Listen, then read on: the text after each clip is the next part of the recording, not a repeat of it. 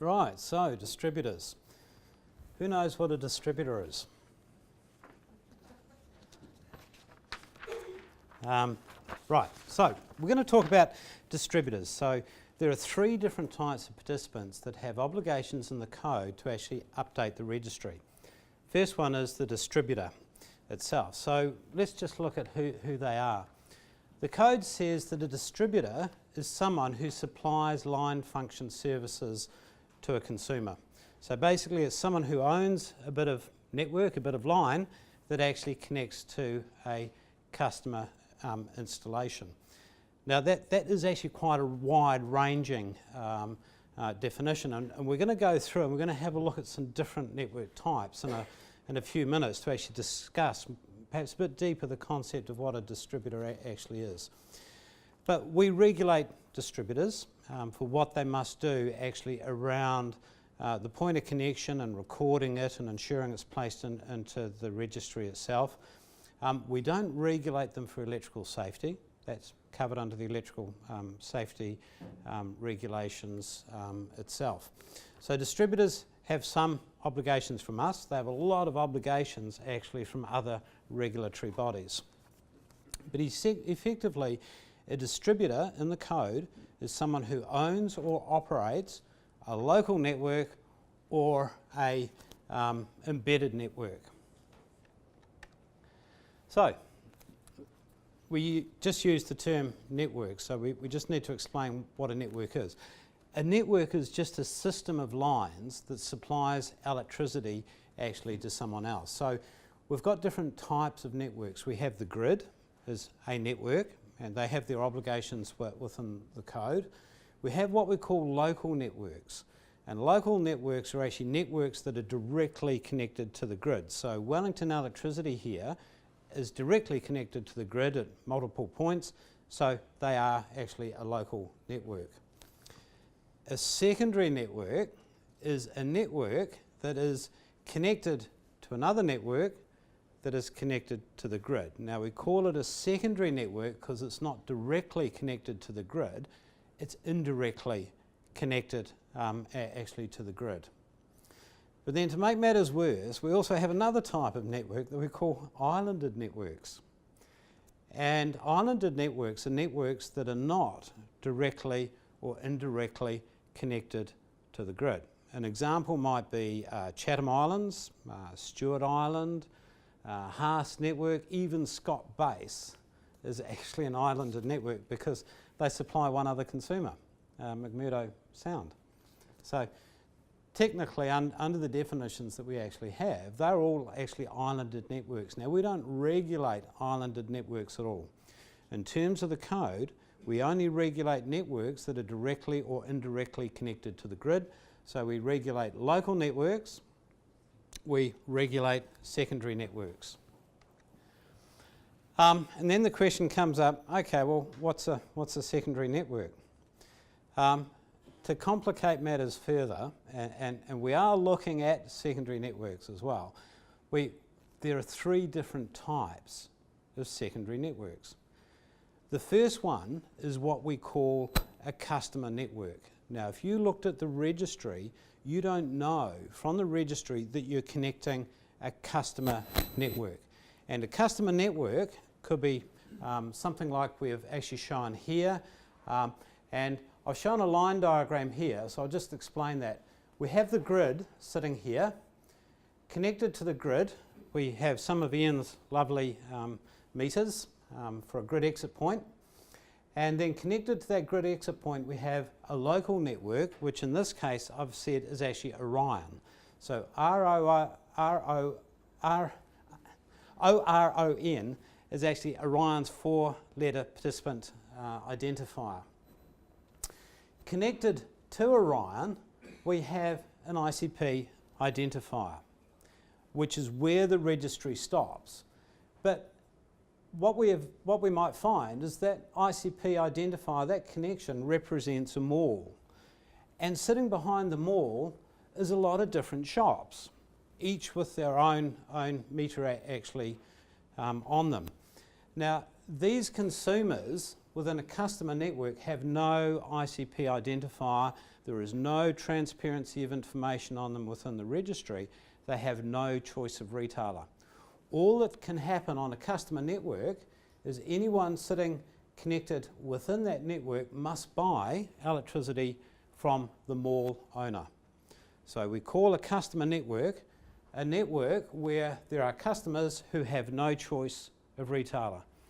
Now, we don't know how many of those there are.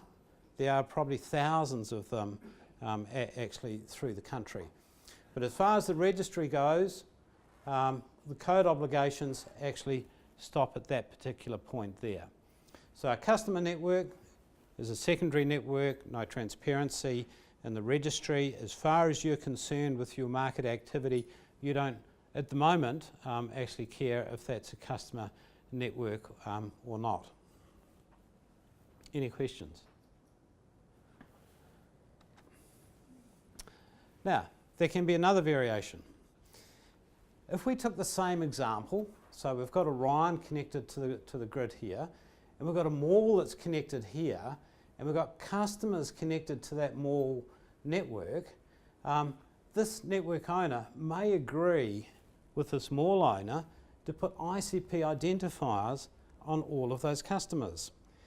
In that case, those ICP identifiers will actually appear within the registry, and those customers actually have choice of retailer.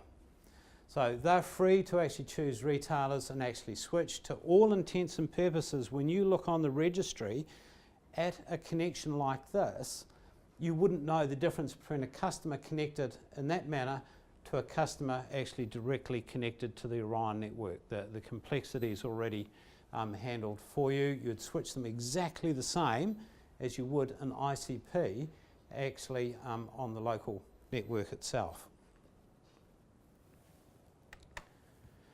The real complicated one is what we actually call embedded networks, and you might remember we mentioned the reconciliation type of EN. The reconciliation type of EN indicates that an ICP sits within a network arrangement that's actually like this, and it is quite complex in terms of the way that it actually physically works, but not in the way that it actually works within the registry itself.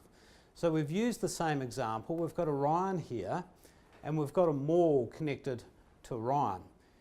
In this instance, this mall owner has decided that they're going to run a network business, and they're going to assign ICP identifiers to all of their customer points of connection.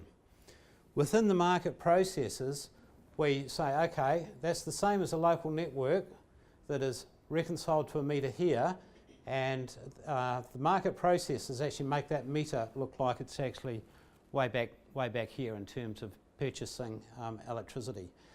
For you as a participant, when you look at this ICP identifier in the registry, you're going to see that it's got a reconciliation type of EN, and you're going to see that the network supply point identifier also has an EN actually attached to it, and that's how you know it's within an embedded network.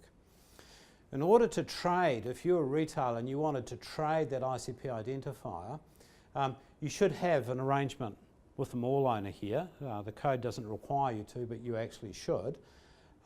You wouldn't need an arrangement with the local network owner unless you were trading ICPs actually on that network itself. In terms of embedded networks, there are something like 54 embedded networks in New Zealand, and I think there's something like about 175 network supply points.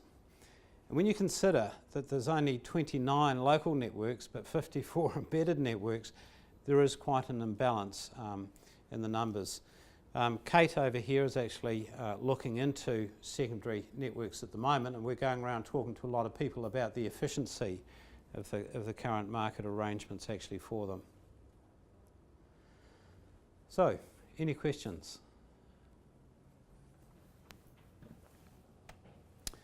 So, we mentioned islanded networks before.